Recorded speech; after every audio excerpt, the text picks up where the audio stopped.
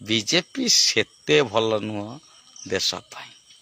ଆଜି ଟ୍ରେନ ହାଦସା ଦେଖିଲେ ନା ଦାର୍ଜିଲିଂରେ? କାଲି ବି ଥିଲେ ବାହାନଗା ବାଲେଶ୍ୱର ପାଇଁ ସେହି, ହଁ ଆଜି ବି ଅଛନ୍ତି ସେହି।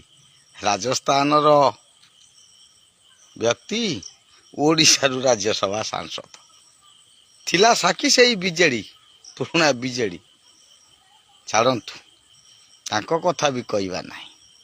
ବିଜେଡ଼ିର ସ୍ଥିତି ଆଉ ନାହିଁ, ଭାଙ୍ଗି ଯାଇଛି।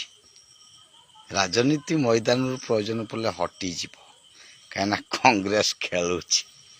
ମାନେ ଆମେ ପ୍ରଥମେ କହିଲୁନି, ଆମେ କଂଗ୍ରେସ ଲଢ଼ିବୁ ହସି ହସି। ଯେମିତି